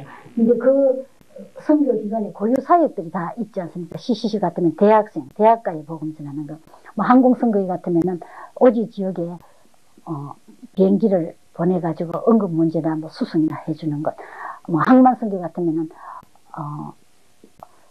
배 타는 사람들이 여기 와 정박해 있을 때 하는 것, 뭐 위클립 같으면 성경 번역, 저희들 같으면 제자 양육을 하는 것 등등 많은 기구들이 참 중요하죠. 근데 제가 보기로는 다 그런 건 아니지만 거의 많은 경우 이 작은 기관으로서 해야 될 고유 사역을 거의 다 한 것 같아요. 그리고 이제는 작기 때문에 할 수 있는 일이 거의 끝나고요, 커야만이 할 수 있는 일들이 남은 것 같아요.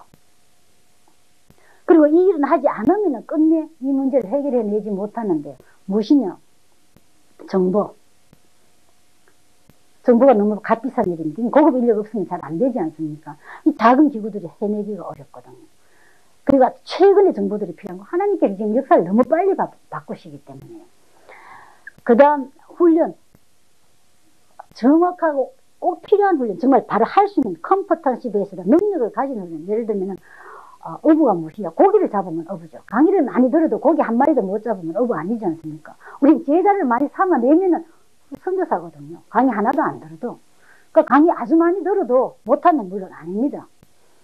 그러한 훈련을 하기 위해서는 바로 선교하는 그런 하는 현장과 최대한으로 비슷한 곳, 그리고 또 현장에 오고 가면서 훈련해야 되는 다양한 교육 방법이 동원되어야 되는 것입니다. 그 다음 전략, 대규모의 전략, 위성을 통해서 또 좀 전에 이야기했지만 이 전체가 우리가 다닐 수 있도록 주님께서 해놓으실 때 1년, 2년 걸리면서 팀으로 봉고차 하나 타고 다닐 경우 많은 다른 사람들을 만나게 될 겁니다. 그 다른 사람들은 어떤 분들이 그분들에게 가장 쉽게 접근할 수 있는 방법, 그리고 내 자신의 전인적인 건강 유지할 수 있는 이런 것들 훈련이겠죠. 그런 전략 세울 때 해야 되는 여러 가지 있겠습니다. 그 다음에 언어, 아까 말했지만 영어는 색깔을 랭귀지라고 생각합니다. 저는 선교에 있어서 영어가 1차 언어가 아니고 그 나라 말을 해야 되는데 그 나라 말을 잘 가르쳐낼 수 있는 경우가 그리 많지 않죠. 그래서 이 작은 기구가 못하고, 그 다음에 지역사회 개발 기술 여러 가지가 있겠습니다. 우선 내가 가서 거기 가서 살아내야 되는 것, 내가 어떻게 먹을 것이냐, 유기농법, 자연농법, 뭐 새로운 품종, 씨앗, 땅 뭐 많이 있습니다. 그 다음에 집 관리, 불 관리 마찬가지입니다. 뭐 많은 스토리가 있지 않습니까? 메탄가스를 사용했을 때 그 악순환이 끊어지는 이야기라든지 이런 것은 함께 해야 되는데 그런 때문에 고유사역은 계속 하면서 경영을 나눌 수 있는 체제가 이제는 와야 된다고 생각해요. 우리나라에서 근본적인 문제를 해결하려면 우리나라뿐만 아니라 그 다음에는 세계적으로도 해야 되겠죠. 그래서 어떤 분 말씀처럼 우리나라는 항상 처음부터 시작한다고 그러죠. 한 분이 가서 얼마나 노력을 해가지고 했는데 이만큼 해놓고 그 다음 끝났습니다. 그럼 다음 사람이 시작하면 여기서 시작하지 않고 정보가 없고 네트워킹이 안 되고 또 여기서 다시 한참 시작합니다. 또 끝났습니다. 또 마찬가지로 이렇게 하지 않고 이 위에 살 수 있는 것을 해야 되는 것 같아요. 이제는 함께 모여야만 되는 것이겠죠. 근데 참 감사한 것은 점점 이것의 필요를 느끼시는 분들이 계시는 것 같아요. 저희들도 절실히 이것을 지금 느끼고 있지 않습니까? 이제는 우리가 한계에 와 있거든요. 어느 정도까지 저희들 제자 양육 해내지 더 이상 이 상태로는 못한다라는 거예요. 저희뿐 아니라 많은 기관도 같이 느끼는 것 같으니까요. 제 생각으로는요, 각 선교회들이 많은 활동들을 나눠서 분담해서 하고는 있지만 교회들은 선교에 관해서 얼마나 관심을 갖고 있는가. 물론 요즘에 해외 선교 붐이 일어나서 뭐 이렇게 선교사에게 그 생활비 보내주고 뭐 그런 일도 많이 일어났지만 교회에서 전반적으로 성신도들의 어떤 선교에 대한 생각 그리고 목회자들도 선교에 대한 생각이 굉장히 몰이하지 않는가 그런 생각이 많이 있어요. 그래서 거기에 대한 어떤 좋은 모델로서 과천의 음파 선교교회라고 있는데요. 그 교회에서는 무조건 재정의 60%를 선교비로 지출하기로 그렇게 결의를 하고 또 시행을 한다고 그렇게 들었거든요. 저희한테도 이제 그 문서가 오고 그런 걸 보면서 어떤 대교회들에서 선교에 대한 관심과 더 적극적인 그 선교 전략을 개발하여 나가는 그런 과정도 상당히 필요하다고 생각되는데 교회들에서는 그렇게 되는 것이 거의 좀 한국에서는 적고 또 당장 뭐 교회 개척교회에서 시작하다 보면 빨리 뭐 사람들 모아야 되고 건물 져야 되고 땅 사야 되고 이제 그런 것부터 생각한단 말이죠. 네, 정말 그렇습니다. 그러면은 왜 우리 교회가 안 하면 누가 하겠습니까? 누가? 그 마치 그것은 성교기관에 사는 것처럼 그렇지 않죠. 성교기관도 교회지. 전부 다 예수님 믿는 사람은 교회니까요. 공동의 임무 아니겠습니까? 이것은 우리가 계속적으로 여기서 좀 토의해야 할 과제인 것 같아요. 그리고 어떻게 해결해 나갈 것이냐. 그러나 아쉽게도 시간이 다 됐기 때문에 우리가 끝내고 토의하도록 해볼까요? 하나님 아버지, 이 늦은 시간에 당신의 소원이신 당신의 자녀 전체를 결코 주님께 돌아오고 싶어 하시는 소원을 우리에게 주신 것을 감사를 드리며 또 너무나 많은 과제가 남아있는 것을 압니다. 그러나 하늘과 땅의 모든 권세를 가지고 당신께서 우리에 앞서가시며 전사로서 용사로서 큰 소리를 지르며 대적을 무찌르면서 하겠다고 하셨으니 저희들이 물론 믿을 수 있습니다. 부족하지만 저희들이 순종을 하고 따라갈 것이니 계속적으로 가르쳐 주셨고 우리가 함께 만날 분들이 만나고 한 마음이 되어서 결코 이 일을 이루어내게 하여 주시옵소서. 사랑하는 당신의 자녀들 오늘 하루 종일 이렇게 잘 지켜주시고 이 밤에 주님 안에서 편히 리프레시하고 숙면하고 새로운 영육의 건강과 함께 새날을 내일 맞게 해주십시오.